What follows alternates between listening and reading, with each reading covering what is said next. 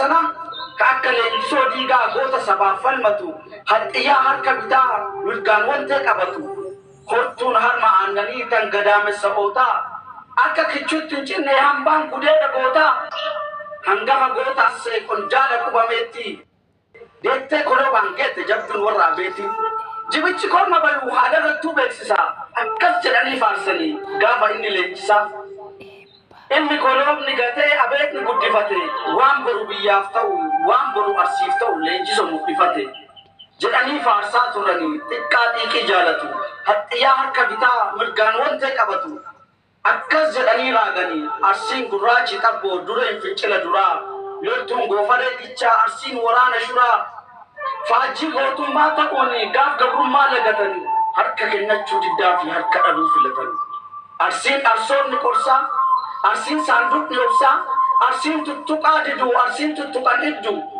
maqaan isaa baduu mannaa mataan isaa baduu wayyaa sodaa lubbuutiif jedhee diinatti laannu biyya mataa maaliin ol qabna yoo mataan biran jirre mataan nurra haaqitu wareertuu mataa sirre malee gurri gurraacha xabboo kan kaleessa guddaa haqa nuun hin xiqqaatu jedhe roobaa guddaa diina dura dhaabbatee goota lolaaf hiriirsee ajjeesee bajja kenne reeffa diinaa diriirsee goonni sodaa qawweetii fi hin jenne gara duubaa waardiyyaa gurra arseeti roon goofaree yuubaa waardiyyaa gurra arseeti arsiin gaafa aanolee lafeensaa diinaan cabee baras lapheensaa daaree dugduun waan dhabe arsiin maykaa azuuletti qawwee awurooppaatiin diinaan miidhamee cabuu fooniif lubbuu wareegee gootota miirree dhabuu dhiigni gaafas lola'e ta'ee kirfaffuu dhiigaa goota hedduu biqilche hambaa leenjisoo dhiigaa jajjabee jaarraa kanaa bakka bu'aa dhalootaa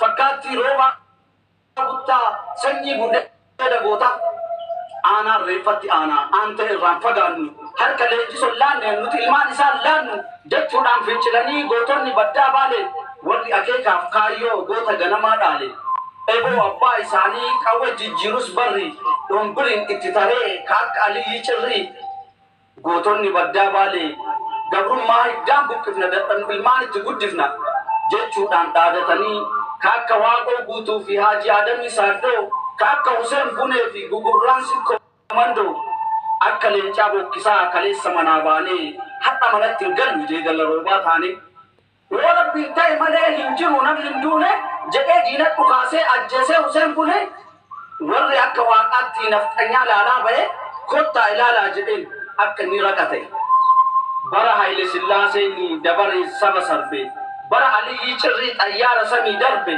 bara jeneraal Waaqoo diinatti ta'e yaaddoo bara xalayaan deeme Haajii Adamii saaddoo iccitiin baasu jedhee bara waraqaa nyaate garatti deebite jedheen wanni garaa nu baate garaan keenya bananuu golloo qaba of keessa akka beetan nu godhaa bakka beetan nu geessa yoo guyyaan ga'e malee lolaaf lubbuun yoon baate jedhe gootichi arsee gaafa waraqaa nyaate qabsoon diddaa gabrummaa aanolee dhuka'e arsii baaleef gadabii hanga laangannoo ga'ee arsiin diinni balleessuu fi harkaa farmarraa kute harkisaa man'ee baasee harmis deebi'ee buntute daraaraan hidda gootaa daraaree damee baasee harka kennachuu didee lolee fincila kaasee osoo kufee kuffisuu Haile Sillaaseen kufusi dargiinis Oromoodhaa fi gidiraa baatee dhufusi arsiin diddaa gabrummaa gaafasis itti fuufee jaarraa feela coofaati diina kuffisee kufe hanga diinni nu dhiisutti nulleen dhiisnu waldhaansoo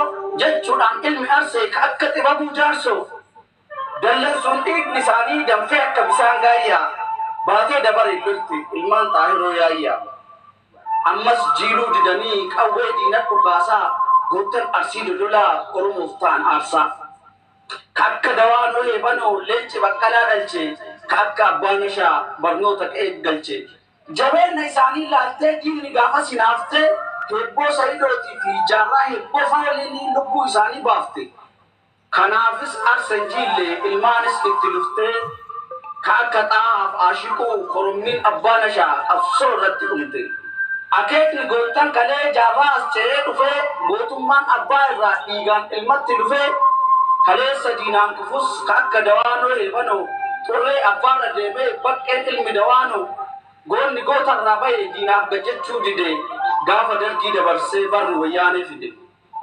gootummaa abbaa isaa baqqalaan irraa dhaalee gootummaa dhaale immoo beekumsaanis dabaalee akkuma abbaa isaa garummaa lagatuudhaan qalamaa fi qawweellee wal maddi qabatuudhaan bakkee ilmi dawaanoo leencichi sikkoo mandoo beekumsaa fi gootummaan wayyaanee ta'e yaaddoo akka dhiiraatti lolee wayyaaniidhaan qabamee miltoo nadhii gammadaa ta'ee jira dhabame.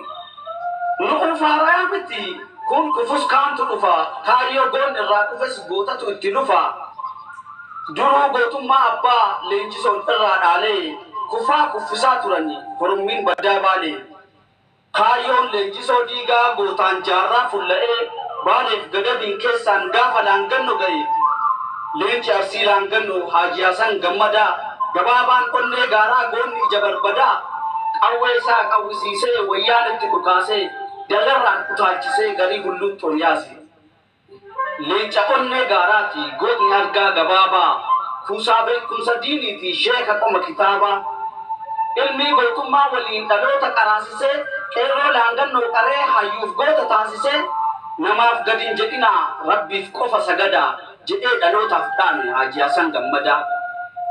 gootummaan isaan irraa dhaloota qubeen lufee goonni Mustafaa Huseen mirreen kuffisee kufee duruu warri laangannu diinaaf harka hin laanne nu diinaaf gadin jennu imaanaa jaraa nyaanne jedhanii ilmaan gootaa leencan manni hallayyaa qawwee diina irraa hiikanii ilmaan diggaa ammayyaa goonni waliin dhaadataa goonni waliif laalataa arsiin tuqaan jaalatu tuqnaan haloo baafataa goonni tuqaan jaalanne diinatti haree biyyee haluu goottan kufanii baase daraaroo biyye fakkeenyi goota arsee biifleen harka haxxiyyaa bara itti eegee baase haloo diggaa ammayyaa warri dhaloota qubeef riqicha seenaa ta'uuf kaayyoo leenjisoo diigaa dhaloota kanaan galuufi gootonni sikkoo mandoo lubbuun aarsaa kafalan kanneen maqaa hin dhoofne baay'eedha warri hafan takkaan himee hin fixu goonni arsee cirrachaa hanga qoradhee deequu fi har'a moona of olchaa baay'eedha ilmaan arsee kan kaayyoo sabaaf cichanii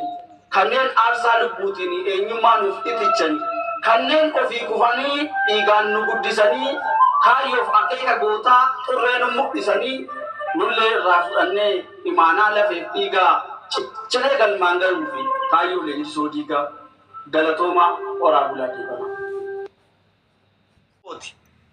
Hangafa qaroominaa burqaa madda walaabu Oromoo irraa dhalachuu nan boonaan malee hin gaabu. Hangafaa fi quxisuun gudeeda tokko baane Oromoo irraa dhalannee baga kan walii taane. Bagan Oromoo ta'e atis baga koo taate. Baay'annee miirree taanee loqoodhaan gargar taanuu ilmaan Oromoo yoo mukutaan gargar hin baanu. Nuti Oromoon tokko damee hidda tokkooti miidhamni keenna miidha cabni kee caba kooti. Kanaafuu na dhagayi waan beekurraa siif himaa. Guddinna kee tikfatuuf tokko ta'uun dirqama.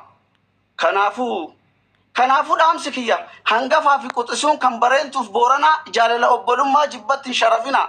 Jibbi nama xiqqeessa malee madaalan kaasu kan tokko ta'e beeka gatii tokkummaan baasu. Garaan jibba ulfoofnaan bubbulee gadoo dhalaa. Bu'aan nageenyi qabus kan nagaa dhabeef galaa. Nu hunduu boru duunee seenaan dhalootaaf hafaa kutaadhaan nuun qoodina adaraa waaqaaf lafaa. Namni kamuu filatee obbolaa dhiigaan ta'u kan rabbii walitti dhiyoomu gargar hin ba'u obbolummaa waakkattus nyaapha walitti taate hadhaayus galliqimsi gudeeda tokko baate. Oromummaa dagannee akka kutaa himannu arsii fi baale jennee akka lagaan hiramnu diinni kutaan qoqqoodee gargar nu baase kalee warri gamaaf gamanaas harmee takkatti dhale. Kanaafuu ilmaan ayyaa. Ilmaan gudeeda tokko horree lammacha taanus daangaa namni sarareeni kutaadhaan gargar baanus handhuuri kenna tokko garaa tokkichaa baane harmee takkaati xannachi waliin hoone. Durillee namaa miti rabbi tokko nu godhe yoomillee nyaaphan ta'u kan harma tokko hodhe. Kutaan wal qoqqoodanii Oromoon xiqqeessina onnee dhaloota boruu jibbaan hin madeessina. Galma tokko ijaaruu fi kaayyoo tokko falmata maaliif kan tokko dhaabe kun buqqisee darbata. Sakaallee wal kuffisuu fi miila wal jalaa dhayaa kaayyoof akeekni keenya garamiin galma gaya. Gootonni kaleessa tokkummaaf jiraatani warri lubbuu qaalii tokkoomsuuf laatani warri oromummaa tikfachuudhaaf cichani warri lubbuu isaaniin tokkummaa itichani hafuura dhumaatiin tokkummaa dhaamanii addan baanu jechuun walirra dhumanii erbuu tokkummaadhaa afaaniin barsiisani warri shinnii gatti gochaan nu garsiisani hin ka'aniif malee osoo du'aa ka'uuf carraa argatanii haala keessa jiru ijaan daawwatanii waan ilaalcha sabaa fi burjaajii dhalootaa hadhaa kana arganii maal nuun jedhu laata. Oromoof Oromooni yoo kutaa wal qoodu ilmaan haadha takkaa gaafa waliin oodu riqicha tokkummaa lafeen ijaarame gaaf dhaloota kanaanii dallaj jijjiirame biqiltuu tokkummaa dhiigaan biqilchanii waadaa tokkummaadhaa kakuun itichanii guca kaayyoo tokkummaa nu darbe isaan irraa nuti dhaloonni qubee garam geessutti jirra isa hafuura dhumaan adaraa dhaammatanii garam geessine jenna osoo nu gaafatanii maraafuu Oromoo koo kan nuti beeku qabnu alagaan nu xiqqeessuu fi kutaaf gandaan nu hiru lammacha hore malee Oromoon laman jiru. Ani wallaalaan keessanii wanni isiniif dhaamu kan mana tokko ijaaru citaa wal harkaan saamu. Kanaafuu dhaamsi kiyya akka jibbi gabbatee jaalalli hin huqqanne onneen godoon jaalalaa gadoon akkan guutamne yoo booranni eebbise bareentuun eebba fudhu dhadhaasaa booranaa gujiin waliin dibadhu. Wallagga namni duunaan jimmis gadda haa taa'u Harargeen yaaluu qaba gaafa Arsiin madaa'u. Wallo cidha qabaannaan Wallagga sirbuu qaba. Waan warri Baalee jibbe Shawaanis jibbuu qaba. Gaaf Jimma buna guuru Arsiin jigii haa bayu Shawaan ittaa birmatu gaaf Baalee garbuu dhayu. Bowwaa Oromoo iluu Jimma saaba waafatu. Gubaa Gujiif Booranaa Arsiin haa miireffatu. Harargeen haa gonofu gaaf Gujiin harkaa dhabu Wallagga haa sukkumu gaaf ilmi Walloo cabu. Yoo gabri dhukkubsatu garriin deemi gaafadhu dargaggeessi Booranaa dubra Oromaa jaaladhu humni jaaladhu gaa akka dagaagu boru dubra Harargee fuudhee Arsiin ilmaanaa dhalu haa horu malee arraba laafaan lafee waliin cabsina osoo jaalalli jiru jibba hin farrisina isin caalaalleen beeku balleessuna of olchaa garuu kan ta'es taanaan dhimmi sabaa nagalchaa jabaadhee ta'uu baadhusi furmaata rakkoo sabaa mi harka kee ol qabi jabat tolsiif lallabaa dubbiin dubbirra caaltu tan gara rabbii tarte amiin jechuun dagatiin eebba qutisuu jette rakkoon Oromoo qoodee kutaadhaan filatu Wallaggaaf dhufe jedhee warra Walloon lagatu qananiin keenya takka waan qabnu waliin qabna gadadoon keenyas takka waan dhabnes waliin dhabna rakkinna akka malee dhiphuu furmaata hin qabne dhukkuba akka malee kan bulee namaan cabne hongee fi balaa du'aanii lubbuu namaa adamsu rabbiin akka ofii beekun jala nu haa dabarsu. Amiin hin jettanii? Hammeenyi dallansiisee gaafa hamaa darbatu rabbiin keessaa nu foo'ee boban nu haa qabatu. Amiin jett. Andoodee kormaa ta'i bonaaf ganna lalisi. Amiin. Coqorsa gannaa ta'i dachii hunda uwwisi. Kan gadii tarkaanfadhu kan olii jala ba'i. Duubaaf durattis ifi urjii samirraa ta'i. Barataa abbaa qalbii qotataa abbaa dilbii daldalaa abbaa dhibbaa falmataa abbaa mirgaa ta'i horii bal'adhu irreen kee haa jabaatu yaaddoo diinatti ta'i diinni si haa sodaatu tikni kee nagaan dheedee bobba'ee siif haa galu dhaltii kee muchiin gu'iin maseenni kee haa dhalu mortuun dura kee hin bayini diinni kee walaa nyaatu rakkoon biyyatti ulfaate si salphaa haa taatu kanuma dhaamsi kiyya dubbiin sitti hin baay'isu rabbiin waliin nu uume tokko nu haa taasisu eebbi koo haphee ta'ee isinitti haa qabatu waan ani irraa hambise rabbiin itti haa guutu ulfaadhaa galatoomaa horaa bulaa deebana.